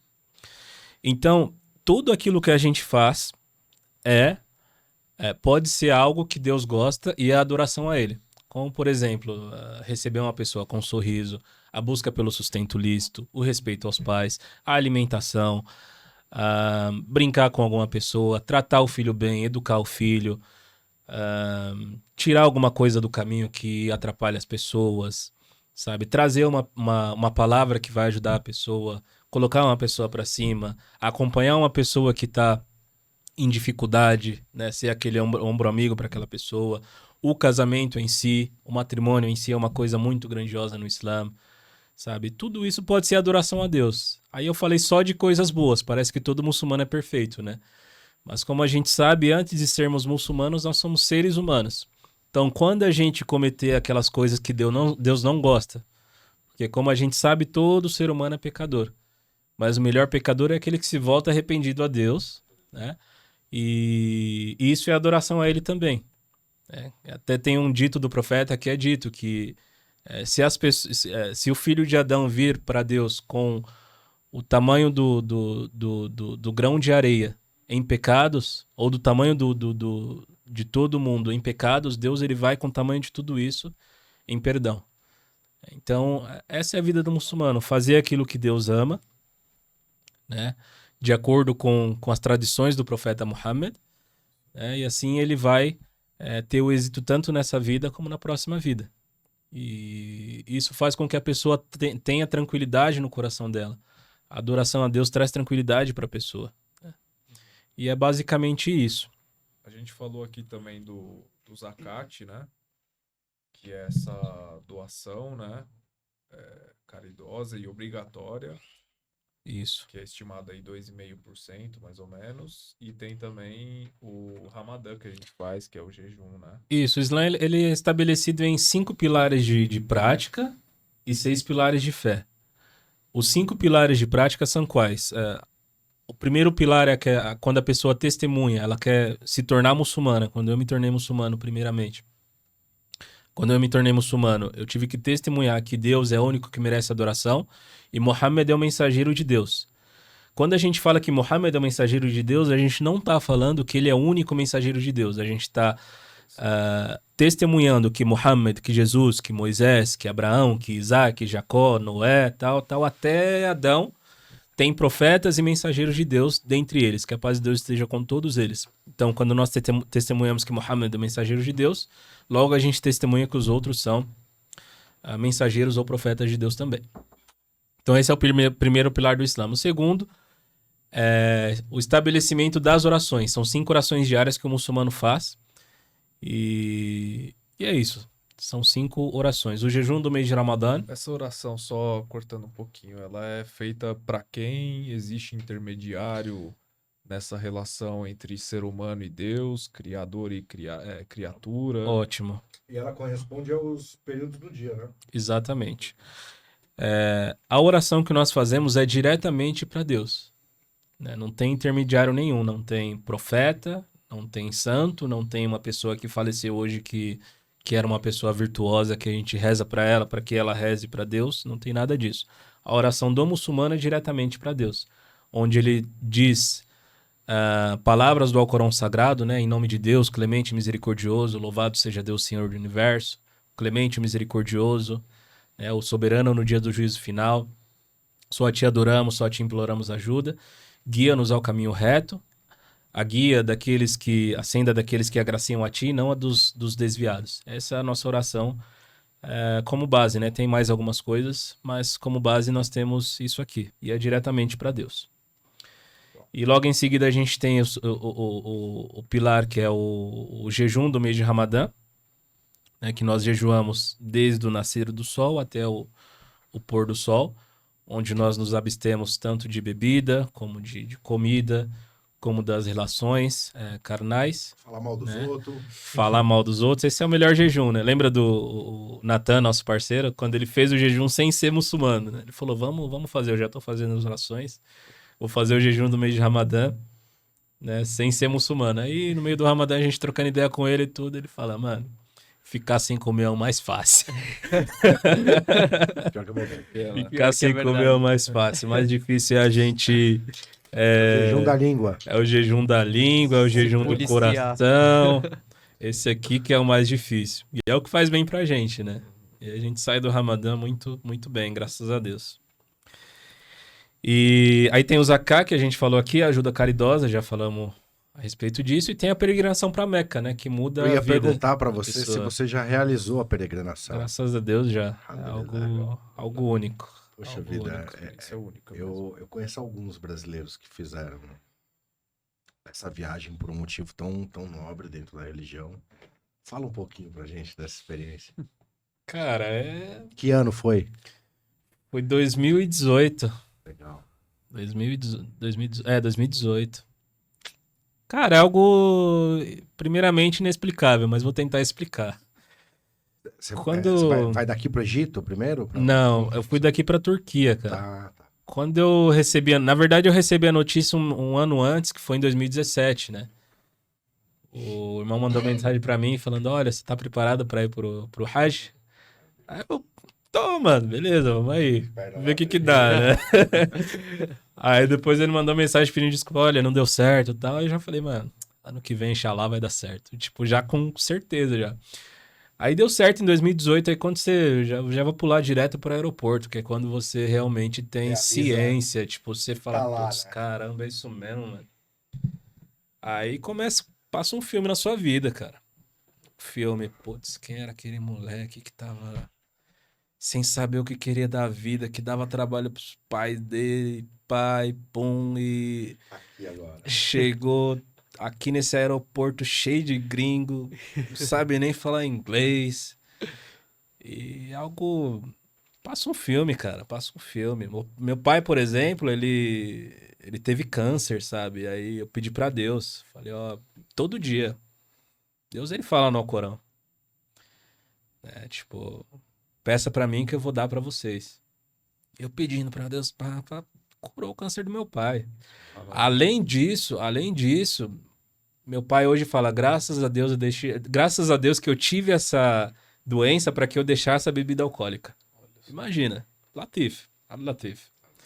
Então, Quando você tá no aeroporto, você começa a lembrar dessas coisas assim, cara, sabe? Tipo, onde que eu tô aqui? E nessa época eu já era da Mesquita Sumaia, né? Porque uma coisa que eu não falei anteriormente é que eu já fiz a khutbah lá na Mesquita Sumaia também, em Budas Artes. Graças a Deus, Deus me deu o privilégio de estar ajudando na construção e tudo mais. E eu pensei sobre tudo isso, cara. Todo esse filme. Todo esse filme, sabe? Você vê demais. aquele Sensacional. mar de gente, cada um de um lugar diferente, falando uma língua diferente. É. Como é que é a sensação? Isso a gente tem quando tá na Turquia, porque aqui no Brasil tem o quê? Nós temos os brasileiros, que é um número muito pouco. Nós temos os árabes, né? O sírio, o libanês e tal. E temos os africanos. Os paquistaneses assim, mas a gente não tem muito contato. Agora, quando a gente pousa na Turquia e sai, que a gente vê as pessoas com roupa totalmente, cada um com sua cultura ali, sabe? Uma barba amarela, outra laranja, outra marrom, a outra branca, uma lisa, uma crespa. Aí você fala, uau, faço parte dessa família. Esses aqui são meus irmãos. E todo mundo sorrindo, todo mundo feliz. E que Allah subhanahu wa ta'ala aceite seu Hajj, e que faça doar pra mim. Lembra da minha família. Eu tô precisando disso, tô precisando daquilo. É algo único, cara. E você começa a abraçar a pessoa que você nunca viu na vida. E quando você precisa de alguma coisa. Eu tava no hotel lá em. Lembrei agora disso aqui. Tava eu e meu parceiro, Ananias, no mesmo quarto lá na Turquia, que a gente dormiu uma noite na Turquia, entre aspas. E aí começa a chegar pra gente umas marmitonas assim desse tamanho, com carneiro e tal. Eu falei, mano, mas como chegou isso aqui? Os caras sabiam que nós tava ali sem um qualquer, tá ligado? Aí a gente começa a ver a irmandade mesmo. Num país que você não sabe falar o idioma, sabe? Tem as dificuldades ali. Aí aparece a irmandade das pessoas. Você sai dali e vai pra Meca. Eu fui pra Medina, cara. Cheguei primeiro na cidade do profeta. É uma coisa inexplicável. Aí a diversidade de pessoas aumenta. Vocês vê os africanos grandão, pá, forte. É aquela história que você sempre conta quando chegou na mesquita, os africanos tudo pá, com conhecimento. Tudo. Aí só que você chega ali, você vê a mesquita de longe, só que você vai pro hotel. E o coordenador do grupo, o que ele fala? Ó, você tem que ficar aqui. Não sai sozinho, porque se você se perder aqui, Um abraço. foi o que aconteceu comigo. Você chega no quarto, um quarto, você começa a andar pra um lado, mano, esse cara não vai me chamar não, mano, quero sair. Quero dar um rolê, mano, quero ir lá na mesquita do profeta e tal. Pá. Aí você andando pra um lado e pro outro, falei, vamos, você acha um doido e vai. Só que cada doido tem seu objetivo, né? Cheguei lá e fui cumprir meus objetivos. Fui dar um rolê sozinho, mas... Cara, é inexplicável. Quando você chega ali, você lembra da história do Islã. Como eu fui pra Medina, eu lembrei, por exemplo, da viagem que teve, né? Da migração, de quanto aquelas pessoas que estavam ali sofreram para construir tudo aquilo. Aquela sociedade harmoniosa. A gente veio conversando sobre isso no caminho, por exemplo. O quanto aquelas pessoas são hospitaleiras é algo surreal. Isso vem desde a época do profeta Muhammad. Ninguém pode passar fome. Vocês têm que sorrir um para os outros. Vocês têm que tratar a sua esposa bem. Vocês têm como obrigação educar os seus filhos. Isso que tem ali naquela comunidade ali, cara. Não é luxúria, não é Não, status, nada disso. não é classe social, não existe Não existe isso. isso. E aí a gente vai pra, por exemplo, fazer compras, né? Você quer levar uns baratos pra casa. Aham. E um cara que não fala nem sua língua, você não sabe como que se comunicar com o cara fala, vem aqui, te leva pro fundo da casa dele. Aí traz a família, brasileiro, brasileiro muçulmano, os caras olham, tipo, tem Islã no Brasil? Como assim, mano? Começa a colocar comida aí, e você passa a noite ali, e não é uma vez que acontece isso, são várias vezes, mano. São várias, não é uma, duas pessoas. Você vê que a sociedade é exatamente desse jeito. Não tem como, é algo que a gente realmente sonha. Em relação à vida como comunidade mesmo, é aquilo ali. Aí saí de Medina, fui pra Meca. Aí tem como clichê o quê? Mandar uma foto pra mãe. O ihram, olha, mãe, vamos mudar de vida agora. Cabelão desse tamanho. que me aconselharam isso, né? Tipo, é bom deixar o cabelo grande, porque Aham. você vai ter que rapar ele e tal. E você chega em Meca e vê a Kaaba, não tem como. Aí as lágrimas já começam a cair e tá todo mundo ali fazendo duá, lendo o Alcorão, No mesmo no ritmo, mesmo mesma ritmo, energia. fazendo tawaf. Você vai As pessoas pra... choram muito, né? Cara, não tem como. Todo mundo chora. Não tem como. Quando você vê a Kaaba a primeira vez, não tem como. É algo inexplicável, realmente. Eu não sei se a Kaaba em si, eu não sei se é o clima, sabe? Imagina, todas as pessoas da sua crença, as pessoas que declaram amor pelo mesmo Senhor que você, as pessoas que você ama. Muçulmano ama um ao outro. No fundo, o muçulmano, tipo, briga tudo, mas no final um ama o outro. Tá todo mundo ali e fazendo aquilo, tipo, subhanallah, aquilo que Ibrahim, quando ele tava sozinho naquele deserto, construiu com o filho dele, Ismael, né? Não tinha ninguém, absolutamente ninguém. História de Abraão e Ismael, né? Tinha ninguém naquele deserto ali. Olha o tanto de pessoa que vai anualmente. Ou diariamente, a gente pode dizer qualquer coisa aqui, cara. É o lugar mais visitado no mundo. Exatamente. Entendeu? É o lugar mais visitado do mundo. Sem Não dúvida, tem sabia. ponto turístico Não que tem. chegue pertinho, não chega nem perto. E só por conta da fé, cara. Ganha, Não é exatamente. luxúria, Não é igual um- não não é é um turismo. turismo, não Não, é. não. É Mas turismo em outra É cidade, lá. peregrinação mesmo. É. Exatamente. E essa peregrinação que eu fui, essa história que eu tô contando pra vocês, é que, tipo, não foi que... eu não cheguei na época em que se começa o Hajj. O Hajj pode começar no dia de Arafa mesmo, né? O dia de Arafa, pra quem não sabe, é o dia 9 de Dhul Hijjah, que é o mês do calendário islâmico que a gente segue. Não que o outro a gente não siga, mas é o calendário que é regido na lei islâmica. Eu cheguei um pouco antes e aí eu fiquei à vontade.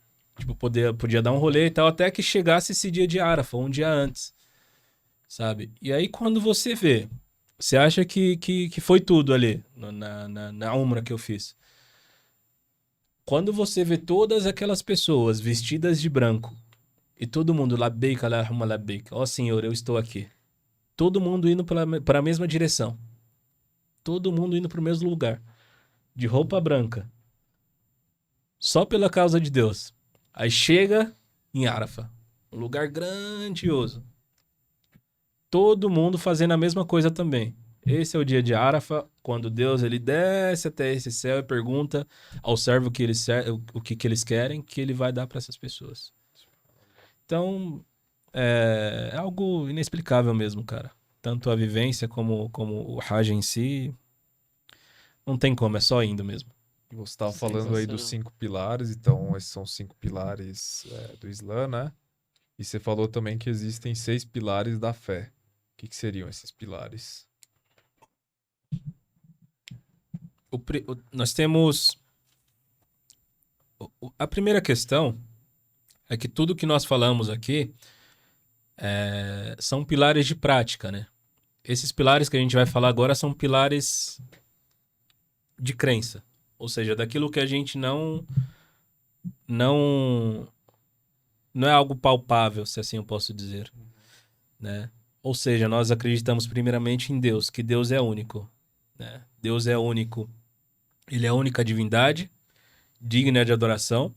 Ele é único em seus nomes e seus atributos, que já foi até mencionado aqui também, né? E ele é o único merecedor de adoração. Nós também acreditamos nos anjos, que existem anjos que são aqueles que fazem aquilo que Deus ordena. Não é que eles não têm o livre-arbítrio, mas eles fazem aquilo que Deus ordena, como está no Alcorão. Por exemplo, nós temos anjos que nos protegem. Desde o nosso nascimento, nós temos... ou, na verdade, no ventre da nossa mãe, vem aquele anjo que determina aquilo que nós teremos nessa vida. Nós temos os anjos que nos protegem. Nós temos os anjos que anotam as nossas boas e as nossas más ações. Né? São os nossos companheiros. E quantos mais anjos ao nosso redor, é melhor, né? Anjos que fazem súplica para nós, para Deus. Né? Então, nós acreditamos nos anjos. Não só nesse, tem vários outros também, pessoal, que é bom tá fazendo uma pesquisa aí, inshallah. E aí nós acreditamos nos profetas e mensageiros, que Deus ele enviou profetas e mensageiros para essa terra para falar que Deus é o único merecedor de adoração. Eles chegavam até o povo deles e falavam isso. E o último profeta foi o profeta Muhammad, que a paz de Deus esteja com ele. Né? Ele foi o profeta, o selo da profecia, e ele foi o profeta enviado para toda a humanidade, para todos os povos. Esse é o terceiro pilar.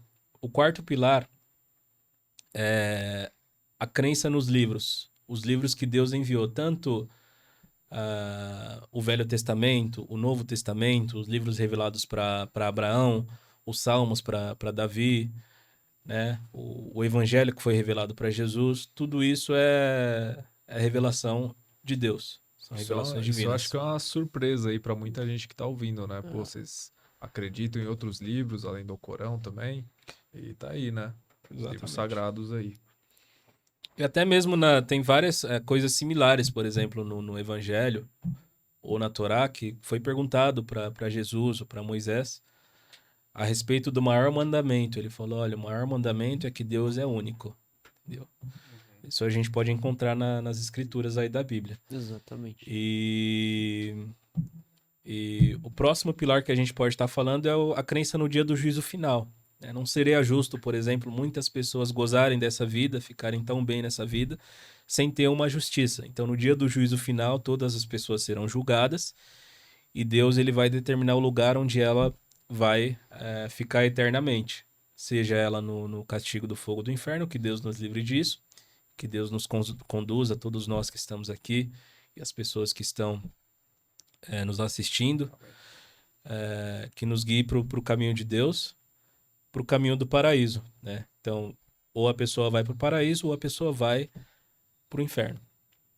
E o sexto pilar é que nós acreditamos no decreto de Deus, Al-Qadr, né? Que Deus ele determinou todas as questões. Ele falou no Alcorão Sagrado, né? De que coisa que ele criou vocês, ele menciona que ele criou de uma gota seminal e depois ele determinou. Então, cada pessoa tem um destino aí. Interessante. E aí, você vem de família cristã, né? Uma base cristã, como você falou. E assim, o que você viu aí de semelhanças? Talvez falar um pouco até das diferenças, mas principalmente as semelhanças que você viu entre o cristianismo e o Islã. Na verdade, eu não tinha muita prática no cristianismo em si. Eu era aquele católico que ia para a igreja de sexta-feira, basicamente sexta-feira ou domingo na missa, com os meus amigos ali. Só que eu ia porque meus pais eles eram católicos e me ensinaram assim. Eu não tinha conhecimento, uma base religiosa mesmo assim, sabe? A única coisa similar que eu via é que ambos acreditam em Jesus. Né? Se os muçulmanos acreditam em Jesus, para mim tá tudo certo. Então, beleza, né? Mas como divindade... Aí, tipo, entra naquela questão que eu falei anteriormente. Meus pais sempre falaram pra mim, olha, reze exatamente pra Deus. Eles nunca falaram Jesus, entendeu? Interessante. Então, quando eu descobri o Islã, isso foi muito simples pra se acreditar, entendeu? Mas similaridade eu não posso falar porque eu não tinha embasamento. Eu ia por conta daquilo que foi imposto pra nós anteriormente, entendeu? Isso acarretou... Isso chegou até minha família e assim me afetou também, entendeu? Agora, Jesus para nós é uma pessoa que a gente ama, né? Segue também. É uma pessoa que a gente acredita que é enviada por Deus, mas não acreditamos que ele é uma divindade, né? Exatamente. Ou filho de Deus. A gente falou que uma das nossas crenças é de que Deus enviou profetas e mensageiros. Jesus é um dos mensageiros de Deus. Ele não é Deus em si. Deus enviou ele no ventre de Maria, né? Soprou no ventre de Maria, e assim teve a gestação comum. Ele nasceu, operou vários milagres, mas isso por conta de Deus ter permitido isso.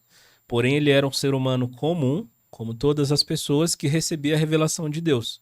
E ele repassava essa mensagem para as pessoas, de que Deus é o único que merece adoração. Interessante.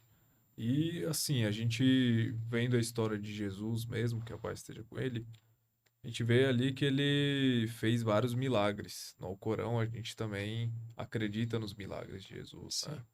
Então, que ele curou o leproso, curou o cego de nascença, reviveu o morto, né?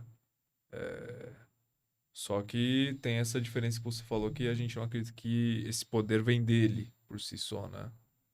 Esse poder ele vem de Deus, né? Deus concedeu esse milagre para Jesus realizar. Tem uma coisa interessante que a gente fala bastante milagre até. A palavra no Alcorão, aya, né, que é traduzido como milagre, na verdade é como prova. Tipo sinais, né? Isso, Evidências, exatamente. exato. É tipo uma prova que os mensageiros tinham. Por exemplo, Jesus, ele falou bebê ainda. Né? Maria, ela apontava para ele. E ele Isso é falava interessante isso. de falar, né? Porque existem, depois eu descobri isso, existem mais histórias de Jesus dentro das tradições islâmicas do que na própria Bíblia. Sim. Sim. Então, é uma coisa que eu falo, você ama Jesus, tem uma série de histórias de Jesus que você não conhece, porque elas estão dentro das tradições islâmicas. Então, conheça o Islã. Outra coisa interessante, se a gente pega o Alcorão de trás para frente, do capítulo dos humanos, né, 114, aí vai vindo, onde a gente vai encontrar o nome de Jesus? No capítulo das fileiras. Aí tá lá, e de quando Jesus, filho de Maria, disse, ó povo de Israel, eu sou o mensageiro de vocês, que tenho que ir e tal, porém eu tenho, depois de mim vai vir um mensageiro cujo nome dele é Ahmed. Exato. Aí tá falando de que virá o profeta Muhammad, sallallahu alaihi wasallam. Quando o profeta Muhammad recebe a revelação, sallallahu alaihi wasallam, quem que confirma que ele é o mensageiro de Deus? Waraqa bin Nawfal, que era o primo de Khadija, o tio de Khadija. E ele era o quê? Cristão. Ou seja, um cristão falou, olha, você é o mensageiro de Deus. Se eu estiver vivo, ou se eu estivesse vivo, quando o seu povo te perseguir, eu ia te apoiar. E eu ia espalhar essa mensagem. Imagina ele com 90 e poucos anos de idade falando isso, com vontade. Porque ele buscou isso a vida toda, né? Exato. Ele buscou o monoteísmo. Ele, tinha fé cristã, porém ele queria adorar a Deus da forma que Jesus adorou. Então, o último versículo que nós vemos aqui, de que Jesus ele falou que, olha, vai vir um mensageiro depois de mim, cujo nome dele é Ahmed. Então, a pessoa que confirma a mensagem de Muhammad é quem? É um cristão. Subhanallah. E também é um cristão que dá asilo político, né? Para os muçulmanos na sua... Quando eles são expulsos de Meca, né? Exatamente. É isso, eles são expulsos de Meca. E o próprio profeta, você me corrige se eu estiver errado, sallallahu alaihi wasallam, ele diz, vão para a Abissínia, porque lá tem um rei cristão que é justo. E depois de haver uma conferência com aqueles que estavam fugindo, sendo que os perseguidores foram na frente, né? Porque eram amigos do rei, foram para conspirar contra esses muçulmanos que fugiram. E lá eles já ficavam confabulando contra esses muçulmanos, só que o rei, além de sábio, além de justo, ele era sábio. Ele esperou para ouvir a versão deles. E aí ele elencou vários pontos ali, onde para ele seria muito difícil abrir mão segundo as suas próprias crenças. Falou assim, não, se eles não acreditarem em Jesus, eu não vou deixar ficar aqui não. Né? Se eles falarem alguma coisa de Maria, eles não vão poder ficar aqui não. Eu sou só que um reino cristão, pô. E aí, conforme ele vai fazendo essa conferência, vai batendo as evidências são as mesmas, as crenças são as mesmas, até que o momento que ele se levanta e com seu cajado ele faz um risco no chão e diz que a linha que separa, no caso, os muçulmanos dos cristãos, era mais fina do que aquela que ele acabava de demarcar no chão. Então, assim, hoje a gente conseguiu trazer aqui vários pontos de muita convergência, inclusive, Com né? certeza. De convergência mesmo, de crença entre o cristão e o muçulmano, né? Na verdade, a gente acaba por descobrir que são poucas as Diferenças. diferenças. E é legal a gente Verdade. trazer isso, porque aqui no Brasil, acredito que a maioria seja cristão, né? Ou evangélico, ou cristão.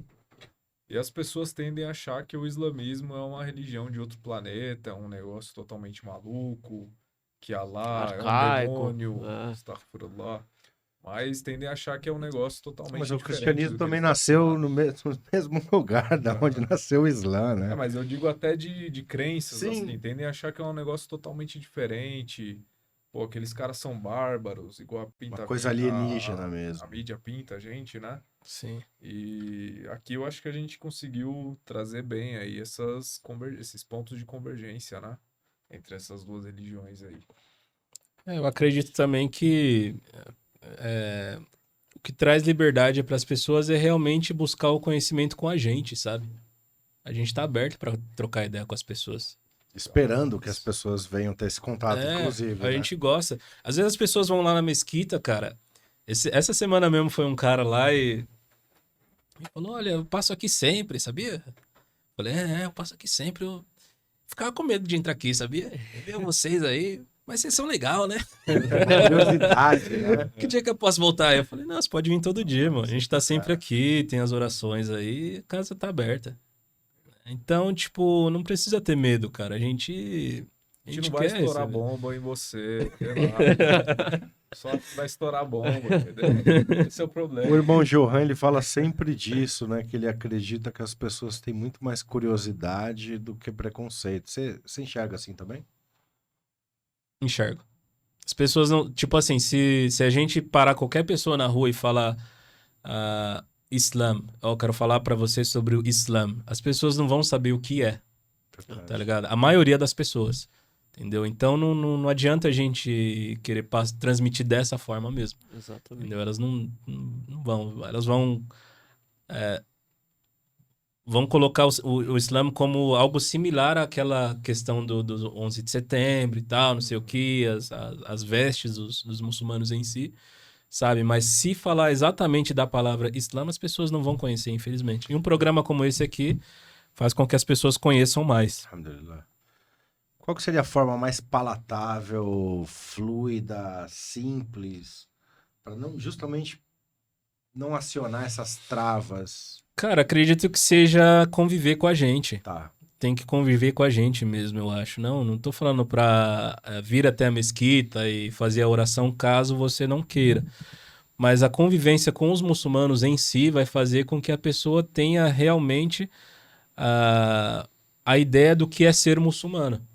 Porque não adianta, tipo, eu ficar falando um monte de coisa que, olha, como o Islã é bonito e tal. Não adianta nada disso se a pessoa não vê com os próprios olhos, sabe? Porque tá na conduta de cada Sim. muçulmano, Isso, né? exatamente. Independente do meio que ele tá, o Islã é praticável. Exatamente. Qualquer... Só para É praticável, só para rapidinho, para finalizar, é praticável e é individual, Exatamente. sabe? Tipo... Só depende de você. Só de você, é sua conduta e você mesmo deve se cobrar. Entendeu? Exatamente. Se cada um se cobrar, já era. Rafik, por que parece que é aleatório, mas é que a gente não... Às vezes falta isso para as pessoas. Vocês estão aí falando nós estamos todos falando aqui Será que é preconceito? Será que é curiosidade? Vou te fazer uma pergunta, assim, você tenta responder ela em poucas palavras. Por que o terrorismo está fora do Islã? Por que o terrorismo ele não condiz com o Islã? Legal. Porque Deus, ele fala no Alcorão Sagrado, aquele que tira a vida de um inocente é como se tivesse tirado a vida de toda a humanidade. E aquele que salva a vida de um inocente é como se tivesse salvo a vida de toda a humanidade. Então, mesmo se a pessoa praticar um ato terrível, como é um ato extremista, terrorista, aonde ele consiga ferir um número grande de pessoas, levar a óbito tantas outras, mesmo que essa pessoa se declare muçulmana, esse tipo de conduta, ou de pensamento, ou de sentimento, isso faz parte da religião islâmica? Não faz. Tem uma passagem do profeta Muhammad, que a paz de Deus esteja com ele, que é muito interessante. Ele foi pregar a mensagem do Islã para um povo, e esse povo recebeu ele com pedras. Né? Pegou as crianças, todo mundo joga pedra nesse homem aí. O pessoal jogou pedra nele, a ponto dos pés dele ficar cheio de sangue, enfim. Veio o anjo até ele, falou, olha, Muhammad, se você quiser, eu junto essas duas montanhas aqui e acabo com esse povo. Quer que eu faça isso? Ele falou, não, esse povo pode se tornar muçulmano. Então o Islã é realmente a religião da misericórdia.